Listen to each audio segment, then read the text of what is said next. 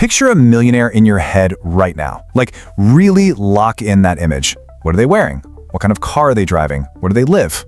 Hey, welcome back to Zak Wealth Files. I'm Zak, and my mission here is simple: to make wealth building accurate and genuinely useful for you. Today's explainer is a fascinating one. We're diving into a numbers-first breakdown of a very real, highly documented phenomenon. We're talking about why the people who actually have the most money often go out of their way to look like they don't. All right, let's get into it. So back to that millionaire you pictured. If your mental image involves a brand new imported sports car, clothes covered in flashy designer logos, and some massive, sprawling mansion, well, I gotta gently tell you something. You're likely picturing someone who's spending exactly how they think a millionaire should spend.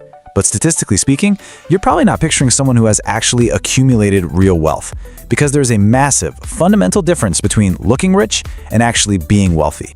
We basically have two options here. First, there's the expectation. You know, the sports cars, the designer logos, the huge mansions we see constantly, especially online. Then there's the reality. Used cars, modest homes, and zero wealth signaling. Decades of historical research on self-made millionaires shows an inverse relationship between visible status symbols and actual accumulated wealth. Simply put, the more someone spends to visibly signal their wealth, the less actual wealth they tend to have in reserve. So, today we're going to look at the real financial behaviors that create that reality. Looking wealthy definitely does not equal actually being wealthy. And this illusion, it's not just some recent social media trend. It is backed by decades of documented research. The core finding is that how wealthy someone looks and how wealthy they actually are, well, they're frequently totally unrelated.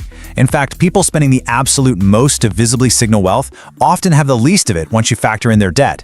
Why? Because that flashy spending is literally what prevents the accumulation of real assets in the first place. I mean, you can't invest money that you've already spent trying to look rich, right? You've probably heard terms like quiet luxury floating around the culture recently, but there is a huge difference between the aesthetic of quiet luxury and the actual financial principle of stealth wealth. Quiet luxury is an aesthetic. It's muted colors, no visible logos, basically a style choice. But honestly, someone can spend an enormous amount of money on quietly expensive, unbranded clothing and still be deeply in debt. Stealth wealth, on the other hand, is a reality. It's an actual financial behavior focused on real accumulation, where having your assets be greater than your debt is the absolute priority. An aesthetic alone tells you nothing about someone's actual bank account. So, if the expensive clothes don't make the millionaire, what does? Well, there are 4 core habits we see over and over in the data. 1. Keep housing and vehicle costs low. 2. Avoid visible wealth signals. 3. Prioritize net worth over income. And 4. Deliberate financial privacy. Let's break these down one by one. Let's start with habit 1. Housing and vehicles are usually the 2 largest recurring expenses in most people's budgets. Documented research consistently finds that self-made millionaires often live in the exact same modest home for decades, living well below what they could technically afford. They also drive vehicles, often used ones, that they own for many years, and they're far less expensive than you'd expect.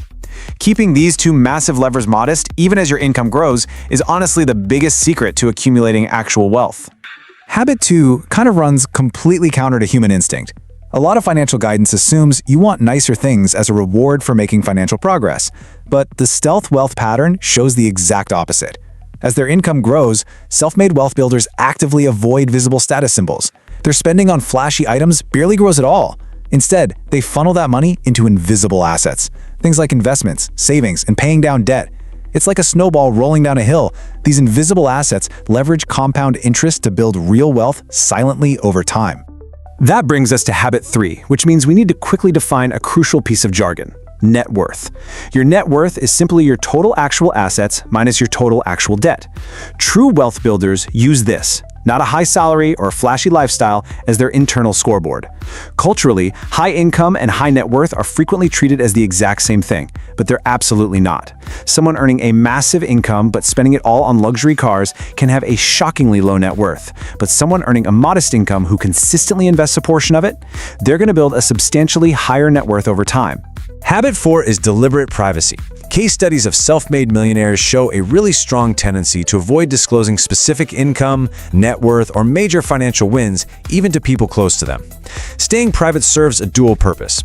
It totally reduces the social pressure of having to perform or validate your wealth externally, and it minimizes requests for loans from friends and family. Keeping things private just makes it significantly easier to keep your spending modest. Now, let's make this practical so you can use this framework this week.